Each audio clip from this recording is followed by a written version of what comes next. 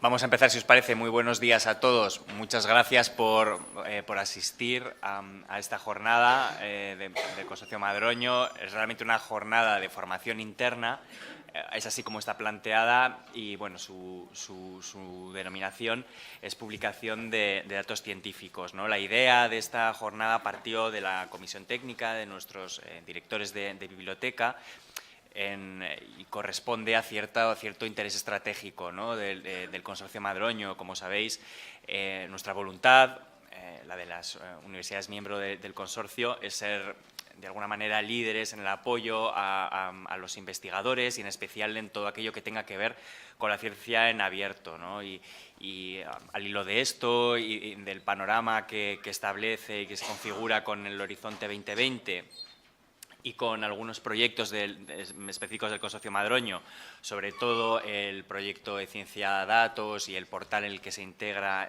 Investigam, pues nos parecía importante que, además de desarrollar esta infraestructura que permitía a los investigadores el almacenamiento y la gestión de los datos de investigación y ponerlos en abierto para la comunidad investigadora, tener además preparado el factor humano que consideramos imprescindible dentro de todo este proceso y sobre todo dentro del apoyo a la investigación.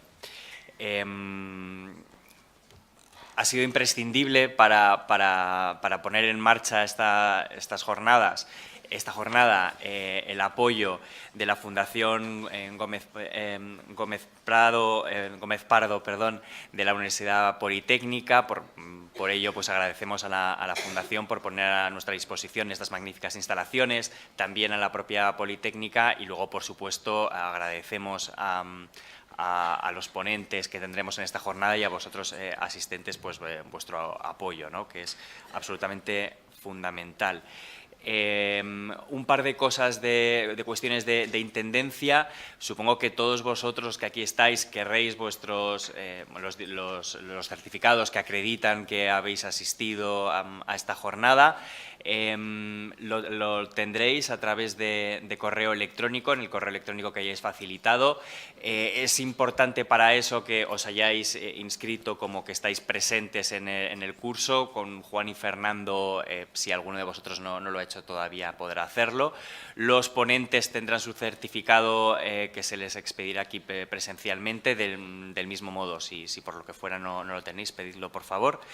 Y esto es básicamente así. Tenemos red wifi, es invitadosupm, el usuario es consorciomadrono@invitadosupm y la contraseña FGP16, FGP en minúsculas. Si os parece, bueno, veremos muy brevemente cuál es el programa que tendremos. La primera, después de la presentación de marco general que nos realizará Teresa Malo de Molina, directora de la Biblioteca de la Carlos III, tendremos una presentación introductoria a la gestión de datos de investigación a cargo de Marcos Cuesta, de la Universidad Politécnica, y José Ignacio González, también de la Politécnica, que durará aproximadamente hasta las 11:15. A las 11:15 tendremos una pausa de media hora aproximadamente para el café, que tendrá lugar en el hall de este mismo edificio, ¿de acuerdo? Y media hora, porque después a las 12 menos cuarto volveremos para una ponencia más, plan de gestión de datos, a cargo de Rosa María Gallego y Ainara Cisneros de la Universidad de Alcalá, Fernando González y Juan Corrales del Consorcio Madroño. Y después otra ponencia centrada en los metadatos a cargo de Victoria Rasero de la Universidad Carlos III.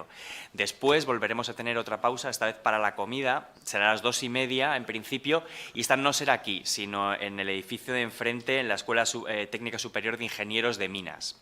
La pausa durará 1 hora y después volveremos otra vez aquí para una ponencia sobre modelo y políticas de ciencia de datos a cargo de Alicia López de la UNED. Después habrá otra ponencia sobre los aspectos legales de la gestión de datos a cargo de Paloma Jarque de la Carlos III, y después otra vez volveremos sobre ciencia datos. Por cuestiones de intendencia hemos tenido que separar estas dos ponencias a cargo de los informáticos del Consorcio Madroño, Juan Corrales y Fernando González, y Marisa Segundo de la RI Juan Carlos. Y esperamos terminar con la jornada de hoy a las 5:30 de esta tarde. cualquier cuestión que necesitéis o en lo que podamos ayudaros, tanto Juan y Fernando, los informáticos del Consorcio Madroño, como yo, pues aquí estaremos para ello, ¿no? Y yo creo que nada más relevante, por mi parte, lo relevante viene ahora con la presentación de Teresa.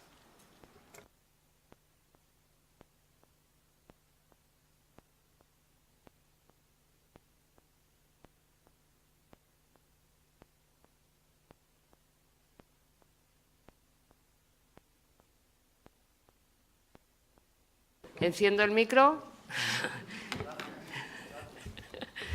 He encendido el micro. Bueno, buenos días a todos.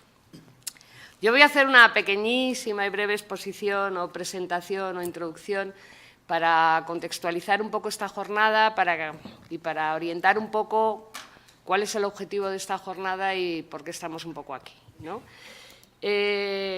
Más o menos voy a comentar estas 4 o 5 cosas para que lo veamos juntos. Y esto, para los que no os suene, es una infografía que ha desarrollado hace muy poco el subgrupo de acceso abierto que está dentro de la línea 1 del Plan Estratégico de Revion, que ya el año pasado hizo una serie de infografías sobre Open Access y que este año, además de rematar alguna cosita que faltaba de Open Access, se ha lanzado al Open Science y al tema de datos.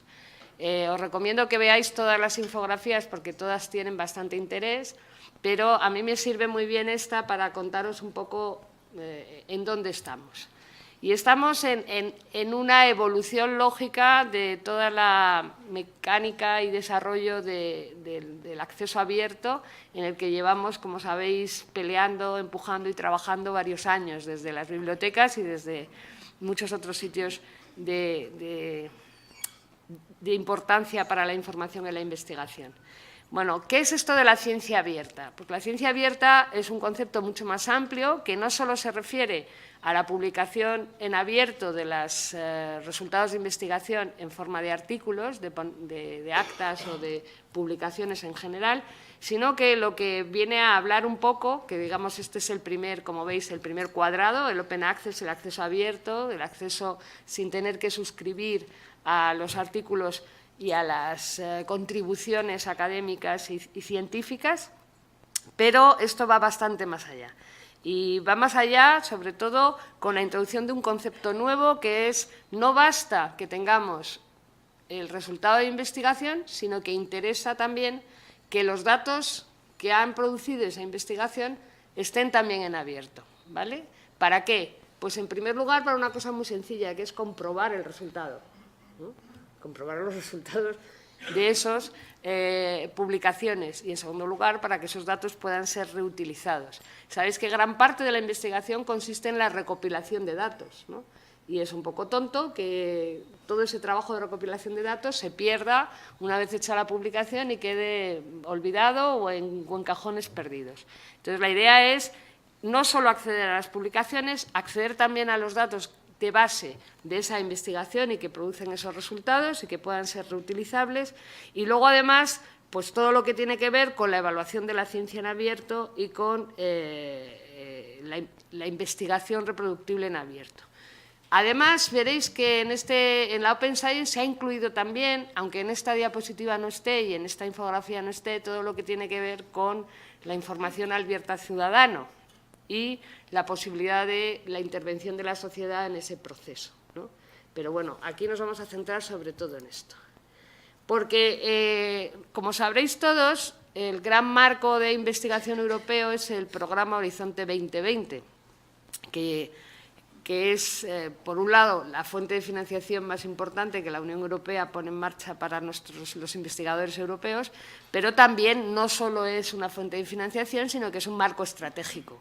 Y, de hecho, pues sabéis que no es fácil conseguir un proyecto Horizon 2020, pero digamos que todo lo que eran los antiguos programas de apoyo europeos se centran a través de Horizonte 2020. Y muchos de vosotros sabréis que ya el año pasado Horizonte 2020 abrió un pequeño piloto en algunas áreas de conocimiento para que incluir como mandatorio o como obligatorio no solo la publicación en abierto de los resultados de esa investigación, sino también los datos. Y lo primero que pedía, para pasmo de propios y ajenos, es usted si presenta un proyecto en este área, hágame usted un plan de gestión de datos. ¿Os acordáis?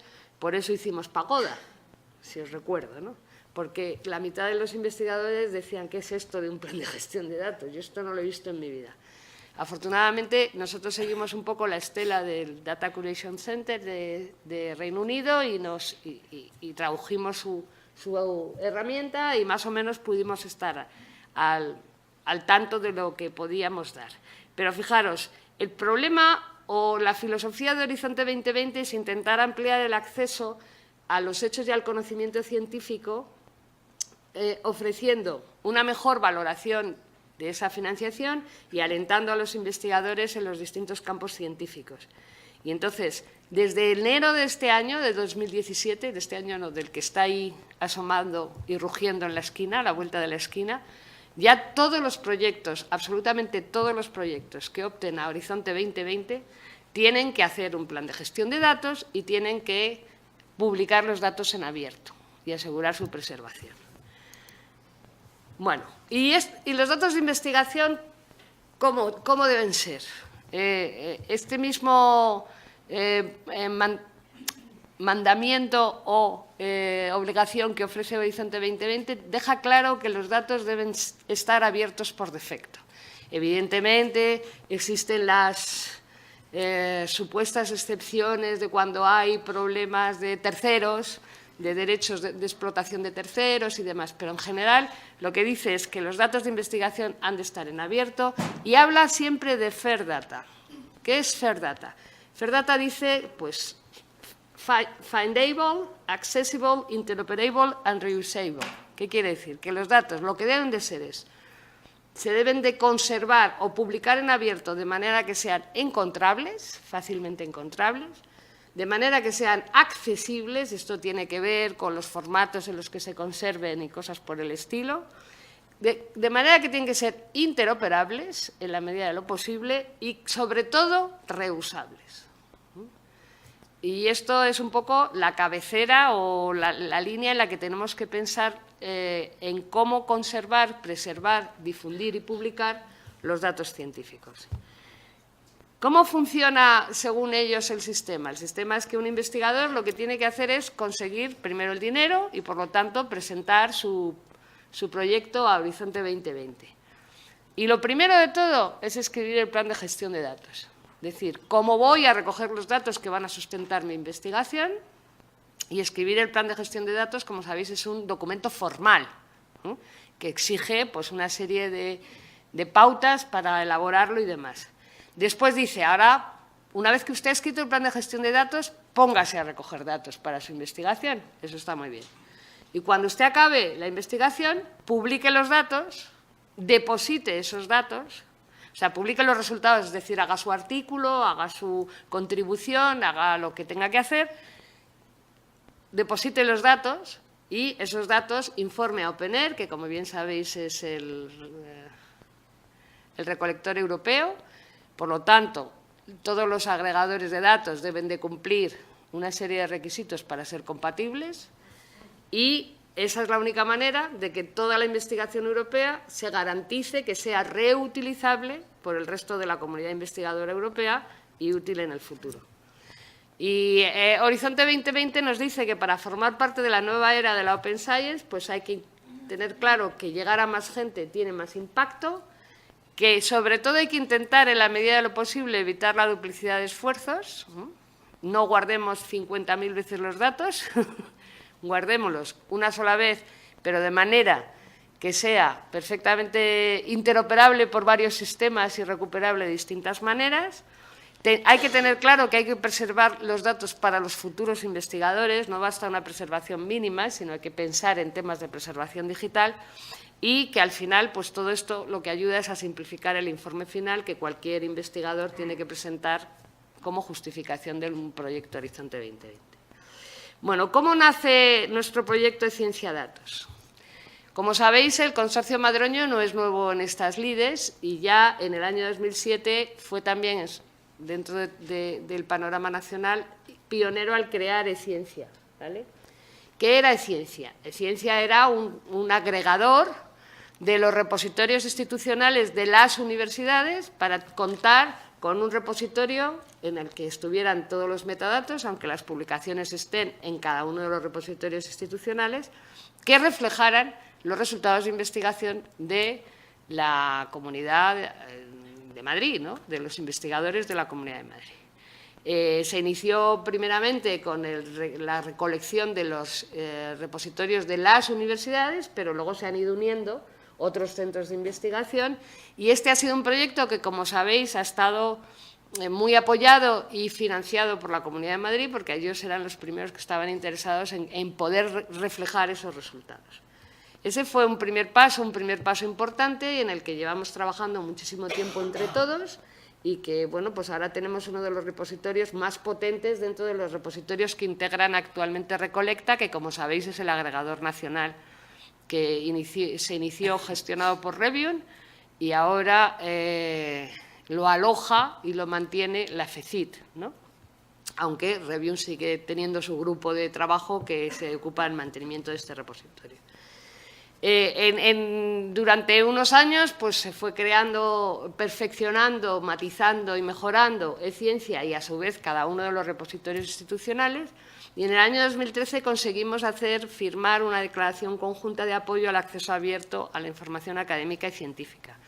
Esto es especialmente útil para universidades como, por ejemplo, la mía, que no tienen una política de acceso abierto, lamentablemente, pero muchas de las universidades del consorcio sí lo tienen aparte. Pero bueno, esto era también una declaración de intenciones por parte del consorcio que no era baladí, que era importante. Y en el 2014, pues como todos sabéis, nos lanzamos a hacer Pagoda, que era este pequeño portal donde se podía ver qué era esto de un plan de gestión de datos y donde se incluía la traducción de la herramienta del Data Curation Center que se llama PGD Online, ¿vale? Y en este contexto lo que pensamos es que nos faltaba algo, ¿no? ¿Qué nos faltaba? Bueno, decidimos agrupar toda esa información bajo un único portal llamado InvestigaM, o Investigam, a mí me gusta más InvestigaM porque se entiende mejor, que quiere ser el portal de investigación del consorcio, que lo hemos estrenado hace muy poquito, que tenemos un estreno provisional porque todo esto está también pendiente de una actualización plena de la web del consorcio, y entonces esperamos que a primeros de 2017 tengamos una nueva web y esté todo más imbricado y más lucidito, porque ahora resulta como una pieza ajena, pero lo integraremos bien. Y la idea era, bueno, vamos a tener un lugar para que todos los investigadores de la Comunidad de Madrid sepan qué hace el consorcio en temas de investigación, ¿vale? Y ahí lo que englobamos, lógicamente, fue nuestro eCiencia, lógicamente fue nuestro antiguo Pagoda, ¿no?, y metimos una nueva pieza. ¿Cuál es la nueva pieza? Pues esta que tenemos aquí, el repositorio de datos, que me imagino que muchos habréis oído. Primero, todas las universidades tienen un miembro en el grupo de trabajo que ha elaborado este repositorio, que es un mérito de todos, no es un mérito de una persona en concreto. Lo hemos hecho usando el software libre del proyecto Dataverse, que Juan y Fernando se han peleado con él y lo han implementado, pero todo el planteamiento se ha hecho con el apoyo de ese grupo de trabajo en el que, como sabéis, hay miembros de todas las universidades. Se ha estructurado de forma distinta a eCiencia, ¿vale?, a eCiencia normal. Si eCiencia es un agregador, es decir, cada universidad tiene su propio repositorio institucional que mantiene, que alimenta de manera individual, y lo que hace eCiencia es recolectar y unir esos datos y luego ya subirlos a diferentes o unirse a distintos otros servicios agregadores, entre otros Recolecta. En este caso, teníamos claro que no todas las universidades teníamos capacidad para montarnos un repositorio de datos. ¿Por qué? Pues porque un repositorio de datos exige una cierta infraestructura, exige una cierta inversión en esa infraestructura, y porque los datos no son publicaciones. Tenemos que confesar que las publicaciones son nuestro terreno, los bibliotecarios las conocemos bien, las entendemos bien, las manejamos bien, las clasificamos bien, las catalogamos bien, las publicamos bien y las difundimos bien. Pero los datos es un tema que nos pilla un poquito raro, ¿no? y algo distinto. Entonces pensamos que iba a ser más sensato montar un repositorio centralizado en el que todas las universidades podemos contribuir, aunque, como luego os contarán cómo se estructura y demás, se estructuran comunidades y cada comunidad somos una universidad. De hecho, es escalable para que si en el futuro nos interesara separarnos, pues así sería.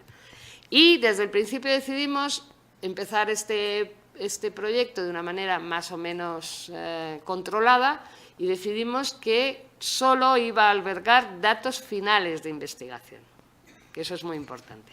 Todo eso os lo van a contar mucho más despacio y mucho más claro cuando os hablen del repositorio, pero yo quería que aquellos que no habéis participado tan directamente en este proyecto os sonara y supierais de qué estamos hablando. Bueno, andando por la red uno acaba encontrando de todo. Yo he encontrado este documento que en realidad lo hizo la Australian National Data Service, que dice cuáles son las 23 cosas fundamentales sobre datos de investigación y que a mí me parece francamente útil. Las 3 primeras tienen que ver con preparados, listos, ya. Es decir, hay que empezar a desarrollar el conocimiento de los conceptos y problemas claves en la gestión de datos de investigación, ¿no? Y entonces aquí nos dicen que hay que empezar a saber qué son los datos de investigación, hay que ver cuáles son los temas clave de los datos y hay que ver cuál es el ciclo de vida de estos datos, ¿no? La segunda tiene que ver con, vale, ¿qué se hace con esos datos? ¿Dónde se conservan? En repositorios de datos. Pues hay que saber qué es un repositorio de datos, en donde se depositan, gestionan y se presentan o descubren los datos de investigación, y habla de cómo manejar los datos de investigación, cómo compartir esos datos y cómo preservar esos datos a medio y largo plazo. El siguiente tiene que ver con cómo identificar los datos, cómo citarlos, ¿no? Y cómo medir su impacto. Y entonces es todo lo que tiene que ver con citación de datos para acceso y atribución y métricas para citas de datos. Lo siguiente tiene que ver con el proceloso mar de los derechos, la ética y la confidencialidad de los datos, ¿no? Y para eso pues hay que saber de licencias de datos para su reutilización y temas relacionados con compartir datos confidenciales.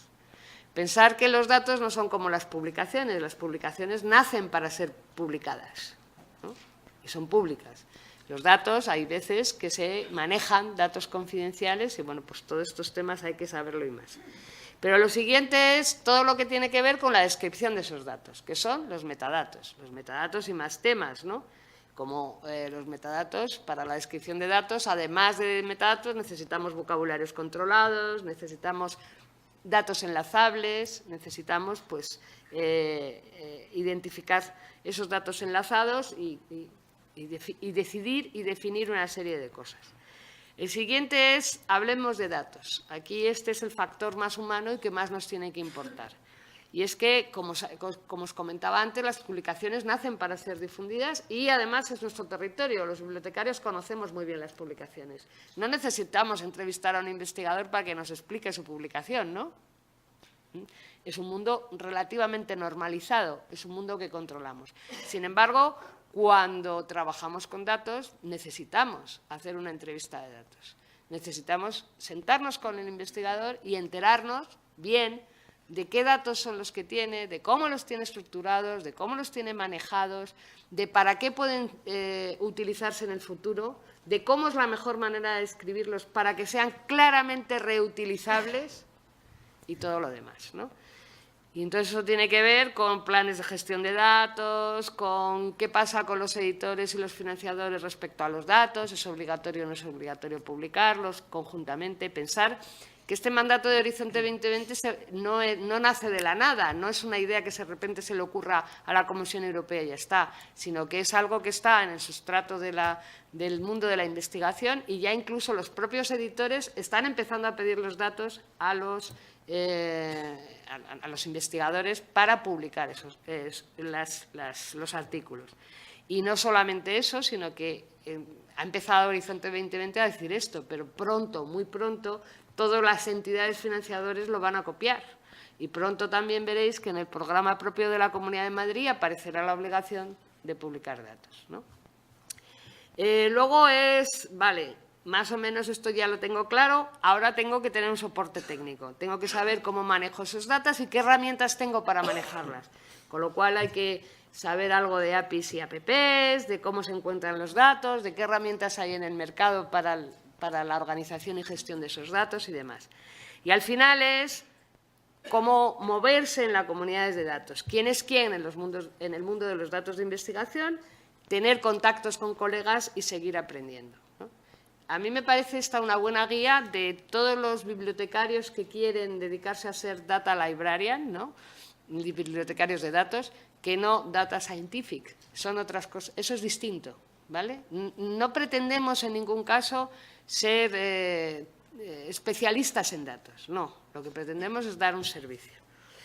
Fijaros, ¿qué capacidades y habilidades tiene que tener un bibliotecario de datos? Bueno, esto os lo comento porque es una cosa que me ha llegado hace poco, que es una publicación de Vanessa Proudman. Vanessa Proudman es una persona muy vinculada al entorno europeo, que está muy relacionada con temas de proyectos cooperativos, del ámbito del apoyo a la investigación y del desarrollo de la ciencia, y hace poco que estuvo en un encuentro precisamente europeo sobre Open Knowledge Base y Open Science, y entonces ella por su cuenta hizo una entrevista a 20 de los interlocutores de este encuentro sobre cuáles creían que eran las capacidades y habilidades fundamentales de un bibliotecario de datos.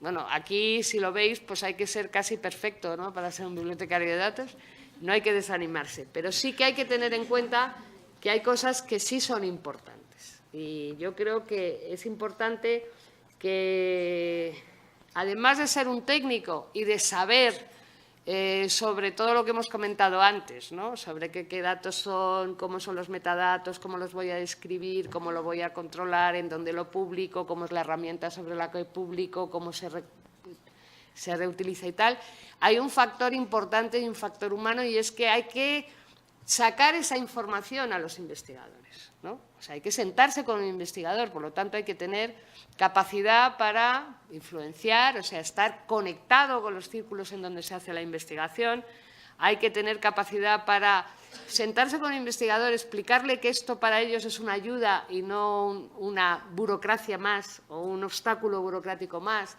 que esto es una cosa que le va a dar mucha más visibilidad y potencia, que nosotros le vamos a ayudar en el proceloso mar de todos los requisitos burocráticos relacionados con esto y que no se asusten mucho, ¿no?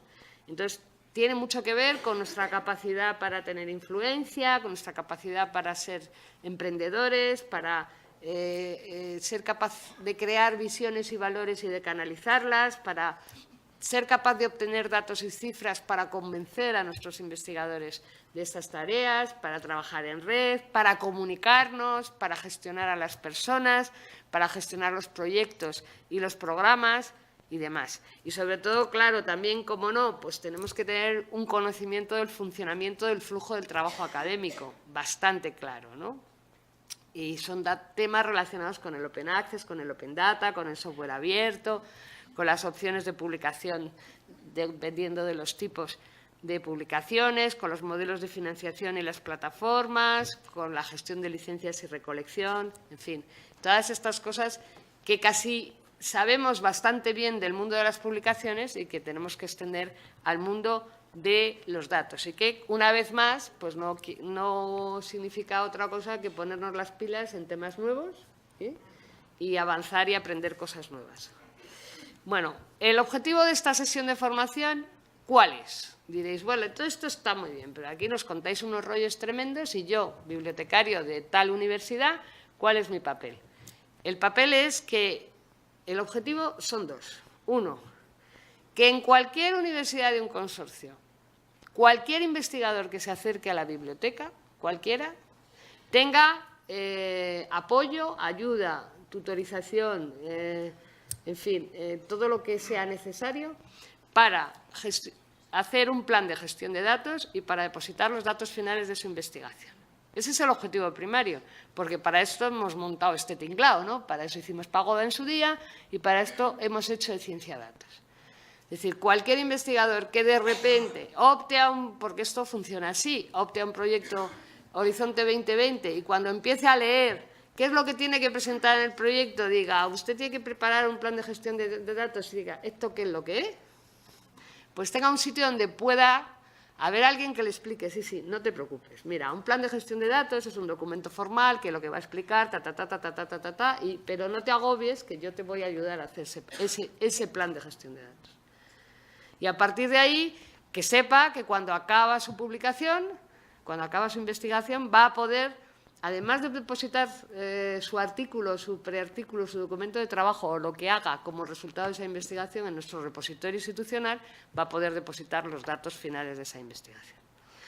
Y la otra es un nuevo objetivo que hemos marcado en la comisión técnica, que somos muy mandones y marcamos objetivos de un año para otro, es que vamos a intentar que ya que tenemos montado el tinglao, ¿no? Ya que tenemos montado el repositorio de datos, vamos a intentar hacer un plan de dinamización en la recolección de datos de nuestros investigadores. Entonces, vamos a intentar que desde cada biblioteca del consorcio se anime a los investigadores a depositar sus datos en eCiencia Datos, ¿no? Aunque no estén en Horizonte 2020, aunque no sea un requisito que necesiten para su